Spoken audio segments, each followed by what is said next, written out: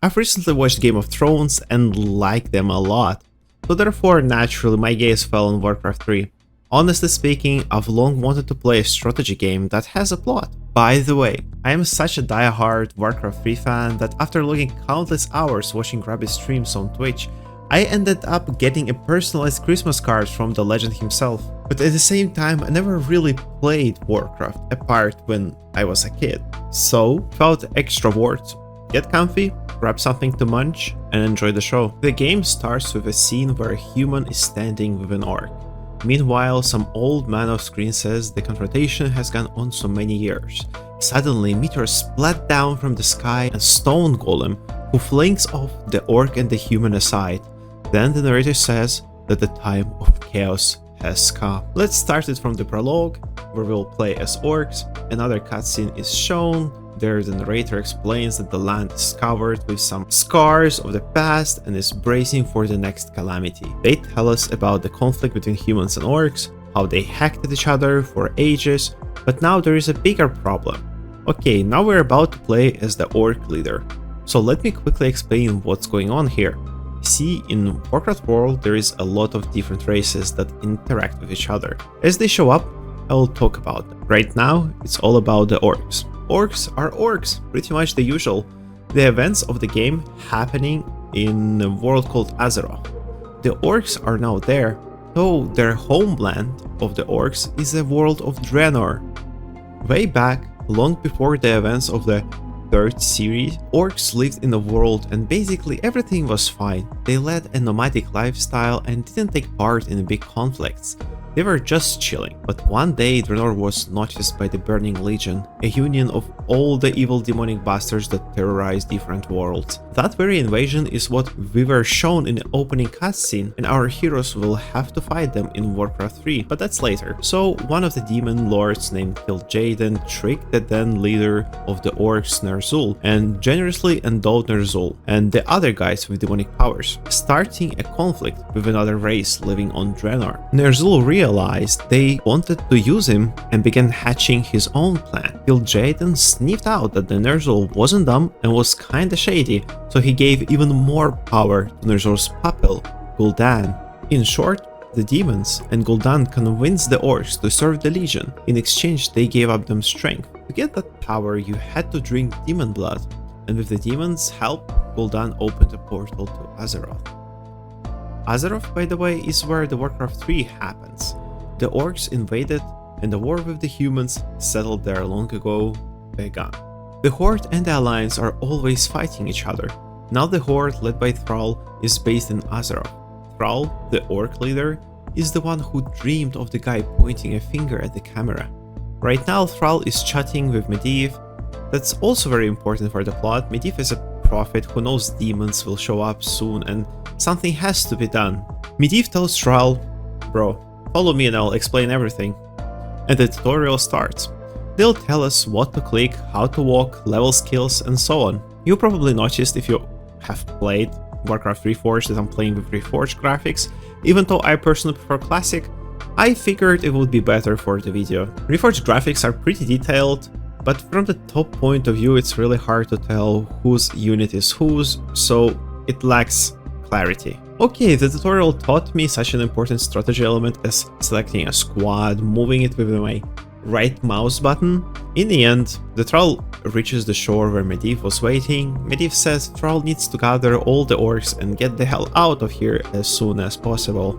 Medivh says he's seen a future where demons arrive and it will be rough for everyone. Thrall feels the devils are coming too, so on Medivh's advice, he agrees to sail across the sea to other lands, namely Kalimdor. The prologue continues, more tutorials, and at the same time we need to gather all our buddies. First to recruit is Grommash Hellscream. Now we've got to build a base and find Grom, who's being held prisoner by an Alliance soldier. So I summoned a bunch of grunts and went to smack the Alliance. I smashed everyone in my path and managed to rescue Grom. He thanked Thrall and said he had a good idea. Since we need to bail from these lands, Grom suggests hijacking Alliance ships and sailing away on them. So we sailed off. Unfortunately, we had ourselves a Titanic-level disaster. The orcs sailed right into the storm, half the crew went overboard and the rest limped in on a half-wrecked hulls. While they're repairing, we have to hang out on this island. Here, the tutorial goes on, showing new units and so on. So briefly, on the island, Troll meet a dude, he needs help. First we beat up the Alliance and destroy their camp. Then the heroes get captured by Murlocs, a fish people race. Thrall has to break out of the jail and then defend the base while ships are being repaired. In the end, orcs sail to Kalimdor on a fixed up ships. Now we are taken to the humans. They show us the king and the meeting of his advisors. They say orcs have lost their bearings and started attacking the camps. Besides that, they say out in the villages an epidemic of plague has begun, and the king sits there thinking, well, shit. Suddenly a raven flies into the throne room, and out of it transforms Medivh himself, and says that the demonoids will show up soon, so the humans also have to send their troops to Kalimdor, but nobody listens to Medivh's words and they throw him out. Now we are shifted into the skin of the second playable character, the king's son, named Arthas. He serves in the order of paladins, under Uther the Lightbringer. So, a decree from Uther: confidently deal with the orcs who are terrorizing the nearby settlements. The fools got what they deserved, which means hooray, a victory. In the next chapter we have to take an army and smash an orc detachment. Nothing hard, we build up a base, recruit soldiers, and get rid of a dimwit who's trying to summon demons. After that, we are introduced to the third playable character, the mage named Jaina Proudmoore. Jaina is worried about the appearance of plague, so she's free to go to Lordaeron to find Arthas there. He will accompany her. Now we'll have to run around the map and learn why the infection appeared. As it turned out, the grain is tainted with plague. Jaina also noticed that even the ground next to the granary seems soaked with death. It so happened that crates with this grain are being shipped to nearby towns. We reached the second granary when suddenly this necromancer showed up. He summoned skeleton on the heroes and then bailed. After the guys dealt with the enemies, Jaina explained that this dude is a necromancer. Most likely the plague is his handiwork. Next task, head to the town of Andrahal. A big shipment of infected grain should be arriving there. We stomped through the forest, and at the spot where people usually grill kebabs, some robbed devils are hanging out and casting magic next to a mine. Arthur chains them off and we built a base there, hire the lads and head for the town. We smash the enemy base that's on the road to the town where the mess is happening. Kel'Thuzad is the name of that necromancer, and he says that behind the idea of poisoning the grain stands Mal'Ganis. He is Kel'Thuzad's boss. Kel'Thuzad says Mal'Ganis has already overplayed the defense. If you need proof, head to the city of Stratholm and you will see for yourself. It also turns out the grain's already been shipped to neighboring towns. We cleanse Kel'Thuzad with holy light, and Kel'Thuzad before dying says that that's how it was all planned. Someone already spoiled to him the whole plot, and his death changes nothing. In the next chapter happens absolute horror. On the approach to Stratholm, it turned out a group of soldiers are being terrorized by undead hordes that came out of nowhere. So we've got to help them out. Arthas asks Jaina to notify Uther. She teleports out of there. The infected grain was handed out to the locals. It also turns out it doesn't just poison people but turns them into undead. Now we have to defend the city from the corpses for 30 real-time minutes. So I just sat there half an hour while watching various videos on YouTube when suddenly, bam, Uther appeared, jumped into the fight, and the lads won. After the battle, Uther and Arthur starts to bicker a bit. From the dialogue it's clear Arthas is getting cockier. He says they must at all costs deal with Mal'Ganis, and he'll do it no matter what. Suddenly Medivh shows up, runs his standard talk that winter is coming, the demons are coming. He tells Arthas to go to Kalimdor. Arthas answers, screw off, I'll fight right here. Jaina, feeling Medivh's powerful aura, also tries to talk sense into Arthas, but he doesn't care. At the gate to Stratholm, Arthas meets Uther, and they start arguing. Arthas says the people are already infected, so the whole city must be destroyed. Uther refuses to carry out that order. Jaina is in shock, and I'm kind of blown away by how sneaky Blizzard are, because at the Reforged presentation this scene looked way cooler. But anyway, a rift forms between the heroes. Arthas intends to destroy the city. Uther says he will never obey, So to hell with you all, Arthas says, and calls Uther a traitor and expels him from the Order of Paladins. Jaina leaves, and now Arthas with a handful of water has to wipe out the infected townsfolk. By the way, suddenly Mal'Ganis pops up. He wants to turn the sick people into undead, as the grain already does, but anyway. We freed the townsfolk from the curse into heaven, beat up the Mal'Ganis, and in the end they're left one-on-one. But the demonoid says, if you want to settle this like men, come to the realm of eternal snows in Northrend. Arthas is already a bit unhinged from his thirst for vengeance, and Jaina together with Uther are shocked by what's going on. Uther says Arthas has become a total sick idiot, so the right move is to snitch to the king about him so the king can influence him. Meanwhile, the dumb prince sails to Northrend. Then suddenly Arthas runs into one of his old bros named Moradin. He tells us how the undead are terrorizing his warriors. We gotta pull up to the dwarves and help them out.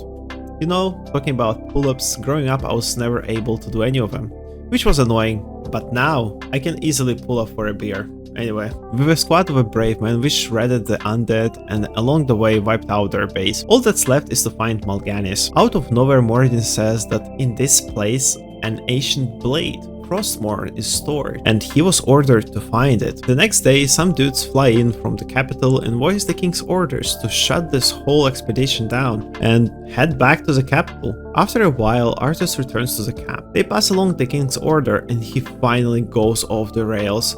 Thirst for revenge blinds him, and Arthas decides to do the most logical thing and burn down the ships before the soldiers can board them. Here you have to hire a squad of mercs, sprint around the island, blow up the boats, and when the bros show up, Arthas will say it was all the mercs doing, and he's totally not involved. Funny how nobody wonders why Arthas got there ahead of him, but anyway.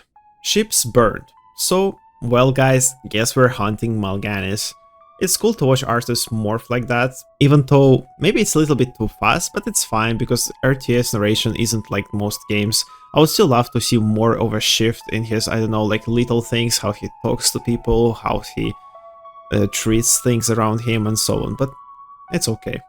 Turns out the deadheads surround our heroes, and Arthas decides to go all in. So in the next chapter, he and Moradin set off to look for Frostmourne. Near the entrance to the place where the sword lies, there is a ghost who refuses to let the heroes in.